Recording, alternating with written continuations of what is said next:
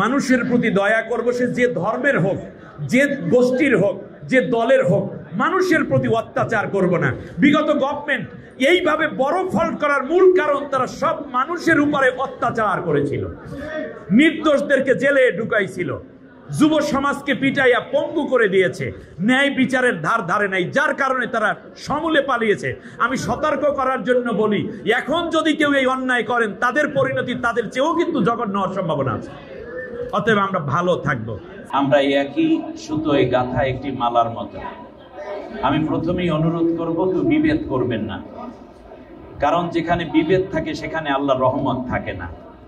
বলেন তো কি বলেছি? যেখানে বিভেদ থাকে সেখানে আল্লাহর রহমত থাকে না, যেখানে ঐক্য থাকে সেখানে আল্লাহর রহমত পড়ে। রাসূল সাল্লাল্লাহু আলাইহি ওয়াসাল্লাম বলেছেন, ইয়াদুল্লাহি আলাল জামা, যারা ঐক্যবদ্ধ থাকে তাদের মাথার উপরে আল্লাহর হাত আছে। সুবহানাল্লাহ। আল্লাহ তাআলা নির্দেশ দিয়েছেন, ওয়াতাসিমু বিহাবলিল্লাহি জামিআ, তোমরা সবাই ঐক্যবদ্ধভাবে আল্লাহ তাআলার রশিকে, আল্লাহর রজ্জুকে ধারণ করো। সম্মানিত উপজেলাবাসী, দশমিনার ছাত্র ভাইয়েরা এবং শ্রমিক ভাইয়েরা, আমরা সবাই মিলি দশমিনা। দশমিনা কেমন সেটা আমাদেরকে দিয়ে মানুষেরা বোঝে, ঠিক না? অতএব ঢাকাকে যারা নেতৃত্ব দিচ্ছে তারা কোনো না কোনো উপজেলার মানুষ, শনি আকরাকে যারা নেতৃত্ব দিচ্ছে তারা কোনো না কোনো উপজেলার মানুষ।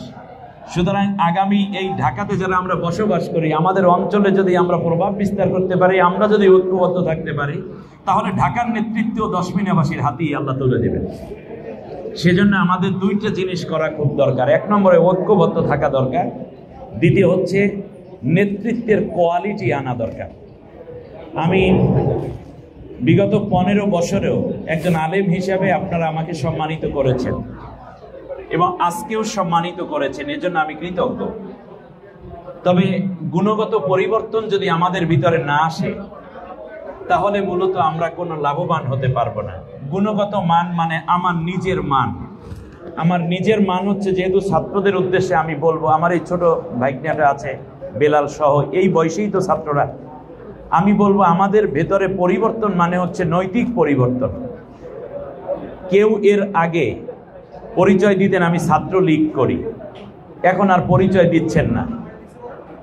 কেউ আগে বলতেন আমি আওয়ামী লীগের অমুক, এখন পরিচয় দিতে সাহস পাচ্ছেন না। এই সাহস না পাওয়া এটা আপনার অযোগ্যতা। তার কারণ আপনি এত বেশি আকাম কুকামে জড়াইছেন, কিংবা আপনার দল এত ক্ষতি করেছে জাতির, এখন নিজে পরিচয় দিতেও লজ্জা পান। আমরা এইরকম হতে চাই না। আমরা হতে চাই এমন গভর্নমেন্ট পরিবর্তন নয়, শুধু দুনিয়া পরিবর্তন হবে। কিন্তু আমি মুসলমান, আমি একজন নেককার মানুষ, আমি সৎ মানুষ, আমি এই জাতির শ্রেষ্ঠ মানুষের মাথা উঁচু করে দাঁড়াবো দুনিয়ায়। আল্লাহর কাছেও ভালো থাকার জন্য চরিত্র পরিবর্তন করতে হবে। এই জায়গাটায় আপনার ফ্রেশ হতেই হবে। মাত্র 2 জন নারী চলে গেল, 2 বইনে, আর আপনারা সবাই কাইট হয়ে গেলেন। 15 বছর করলেনটা কি? অতএব এইরকম দুর্বল চরিত্র আমরা দেখতে চাই না। আমরা দেখতে চাই গভর্নমেন্ট পরিবর্তন হবে, কিন্তু যে কোনো গভর্নমেন্ট দশমিনাকে সেলিউট দিয়ে চলতে হবে। এমন একটি দশমিনা আমরা করতে চাই। আল্লাহ কবুল করুন। আমাদের সারসিনা পীর সাহেব নেসারউদ্দিন রহমতুল্লাহ আলাইহ, আল্লাহর কুতুব, তিনি কবিতা লিখেছেন, একটা ছন্দ বলি, যুগ জামানা পাল্টে দিতে চাই না অনেকজন, একজনই আনতে পারে জাতির জাগরণ। একজন যদি তৈরি হয় সেটা দশমিনা থেকে হবে ইনশাআল্লাহ বলি। দ্বিতীয় কথা হচ্ছে, যেহেতু সময়ের দারুণ স্বল্পতা আছে, আমি আগেই ক্ষমা চেয়ে নিচ্ছি। আমি কৃতজ্ঞতা জানাই যারা আমাকে এই দারুণ প্রোগ্রামে গেস্ট করেছেন। আল্লাহ রাব্বুল আলামিন কোরআনের মধ্যে স্পষ্ট বলে দিয়েছেন, তোমরা 3টি কাজ করো। কয়টা? আর 3টা কাজ বাদ দাও। তাহলে আমি 6টা কথা বলবো, সর্বোচ্চ 6 মিনিট। কত গুরুত্বপূর্ণ কথা। আল্লাহ বলেছেন এই 6টা কাজ করবে, 6টা করবে না 6টা।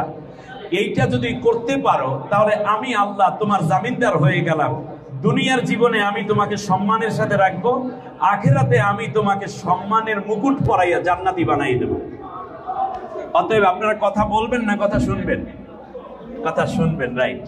1 নম্বর হচ্ছে, আল্লাহ কোরআনে বলেছে, ইন্নাল্লাহা ইয়া'মুরু বিল আদলি ওয়াল ইহসান ওয়া ইতাই যিল কুরবা। তিনটা কথা তোমরা মানো, আমি আল্লাহ অর্ডার করছি। এক নম্বর হচ্ছে তোমরা ন্যায় বিচার করবে। কি বিচার? জোরে বলেন না। মানিকের মতো ন্যায় বিচার নাকি? ওই যে কি যেন ফাড়াইতেছে, এই মানিকের মতো ন্যায় বিচার নয়, যেই আদালত গঠন করা হয়েছে বাংলাদেশের নির্দোষ মানুষদেরকে হত্যা করার জন্য। আস্তাগফিরুল্লাহিল আযীম। ন্যায় বিচার করতে হবে। যে যেখানে আছি, ডিসি হই, এসপি হই, টিওনো হই, কিংবা ওসি হই, এমনকি কিচ্ছু নাই, আমার ফ্যামিলির মধ্যেও আমি ন্যায় বিচার করব। একটা রুমের মধ্যে 5 বন্ধু থাকি, 10 মিনিট মেস করে থাকে না আমার ছাত্র ভাইরা কষ্ট করে, ওখানেও আমি ন্যায় বিচার করব, আমি অন্যায় করব না। ওয়াল ইহসান, এবং মানুষের সাথে উন্নত ব্যবহার। সুবহানাল্লাহ, বলেন তো কি? মানুষের সাথে সৎ ব্যবহার, ইহসান করা। কষ্ট দেব না। বলেন, মানুষকে কি দেব না? কষ্ট দেব নাকি ন্যায় আমরা ইহসান করব? ইহসান মানে হচ্ছে ওর কাছ থেকে আমি কিছু চাই না, কিন্তু ওর উপকার করতে চাই। এই রকম কাজকে বলে ইহসান। আল্লাহ তাআলা বলছেন, তুমি যদি কারো উপর ইহসান করো, দয়া করো, হাল জাযাউল ইহসানি ইল্লাল ইহসান। তুমি যদি কারো প্রতি দয়া করো, তার বিনিময়ে আমি তোমাকে দয়া করব। ওই ব্যক্তি দয়া করুক আর না করুক, আমি নিজে তোমাকে দয়া করে ধন্য করে দেব। সুবহানাল্লাহ। তাহলে আমরা কি ইহসান করব নাকি কষ্ট দেব মানুষকে? কাউকে মিথ্যা মামলা দেব না, কারো জায়গা জমি দখল করব না, চাঁদাবাজি করব না, ঘুষ সুদ খাবো না। শেষ। এরপরে আল্লাহ তাআলা বলছেন ওয়াল আকরাবিন, এবং তোমার আত্মীয় স্বজন যারা আছে তাদের সাথে তোমরা সবসময় যোগাযোগ করবে, যোগাযোগ রাখবে, তাদের সাথে তোমাদের সম্পর্ক গড়ে তুলবে। এই তিনটা কাজ কি আমরা করতে পারবো না? আমাদের মধ্যে অনেকের সম্পর্ক এরকম, সম্পর্কের বোন হয়, ফুফি হয়, খালা হয়, কিন্তু গরিব, তাই বলে আমরা অনেক সময় তাদের ফোনটা তুলি না। বিষয়টা এরকম হবে না, বরং আমি নিজে উদ্যোগী হয়ে তার খবর নেব, তার প্রতি ইহসান করব, তার খবরাখবর নিয়ে যতটুকু সম্ভব সাহায্যের জন্য হাত বাড়িয়ে দেব। তাহলে এই তিনটা কাজ আমরা করব। দেখি তো কতটুকু পড়া মুখস্থ হয়েছে। ইন্নাল্লাহা ইয়া'মুরু বিল আদলি ওয়াল ইহসান ওয়া ইতাই যিল কুরবা। এক নম্বর হচ্ছে আল্লাহ তাআলা কি করতে বলেছেন বলেন তো? ন্যায় বিচার। দ্বিতীয় কি বলেন তো? ইহসান মানে দয়া। আর তৃতীয় হলো নিকটাত্মীয়দের খবর নেয়া। এই খবরাখবর নিতে আমরা পারবো তো ইনশাআল্লাহ? ঈদে সবাই বাড়ি যাব, দরজা বন্ধ করে নিজের সেমাই নিজে খাইয়েন না, অন্যের জন্য রান্না করে একটু খাওয়াইয়া দিয়েন। এটাও তো একটা ইহসান। একজন দুর্বল মানুষ হাঁটতে পারে না, একটু সিঁড়িতে উঠাইয়া দিলেন, এটাও একটা ইহসান। আল্লাহ আমাদেরকে কবুল করেন। এই তিনটা কাজ আমরা করতে চাই, ঠিক আছে কিনা? ছাত্র ভাইয়েরা, আমার সমাজের বুদ্ধিজীবী শ্রেণী যারা আছেন, সমাজপতি যারা আছেন, এই কাজগুলো আমরা করব। তৃতীয় হচ্ছে ওয়ায়ানহা আনিল ফাহশা, এবং আল্লাহ তোমাদেরকে নিষেধ করতেছেন তোমরা কোনো গুনার কাজ করবে না। কে নিষেধ করছেন? মিথ্যা কথা বলা কি সওয়াব না গুনাহ? মালে ভেজাল মেশানো সওয়াব না গুনাহ? বিপর্দা হওয়া সওয়াব না গুনাহ? আমরা পর্দা বললেই মনে করি খালি নারীদের জন্য। আরে মিয়া, আপনি চাই ভাবির সাথে প্রত্যেকদিন ভাবি কইয়া যাইয়া হাত ধরিয়ে বসেন, ভাবি চা খাওয়াইয়া যান, আর আপনি আপনার বউকে রাখেন পর্দার কথা বললে যে আমার বউর দিকে কেউ তাকাইতে পারবে না। ভুল আপনি।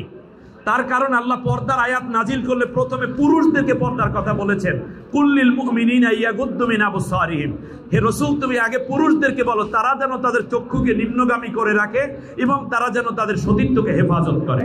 তাহলে নারীর পর্দার আগে পুরুষের পর্দা করতে হবে। আমাদের আসিয়া 3 জন পুরুষ দর্শন করে আমাদের ছোট্ট বোন আসিয়াকে মৃত্যুবরণের জন্য যে পথে ঠেলে দিল, সেখানে পর্দা লঙ্ঘন করেছে আসিয়া নাকি 3 জন পুরুষ? 3 পুরুষ। সুতরাং পুরুষদের পর্দা যদি হয়, নারীরা বেপর্দায় থাকার সুযোগ এমনিই থাকবে না। আর এই সব অন্যায় রোধ করার জন্য আল্লাহর কোরআনের শাসন যদি এই সমাজে প্রতিষ্ঠিত হয়, দর্শন করা তো দূরের কথা, নারীর দিকে, আমার বোনের দিকে, আমার স্ত্রীর দিকে, আমার মায়ের দিকে, আমার মেয়ের দিকে চোখ তুলে তাকাবার কোনো মায়ের সন্তান বাংলাদেশে খুঁজে পাওয়া যাবে না। কোরআনের আইন এত শান্তির নিশ্চয়তা দিয়েছে। তৃতীয় হচ্ছে ওয়ায়ানহা আনিল ফাহশাই ওয়াল মুনকার, অর্থাৎ আল্লাহ যা নিষেধ করেছেন সেই কাজগুলো তোমরা করবে না।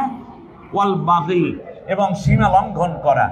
সীমা লঙ্ঘন মানে আপনার বাড়ির সীমানা আছে, আপনার দলিলের, আপনি 3 হাত অন্যের ভিতর ঢুকে গেছেন, এটাও একটা সীমানা লঙ্ঘন। কথার ক্ষেত্রে সীমানা লঙ্ঘন, চলার ক্ষেত্রে সীমানা লঙ্ঘন।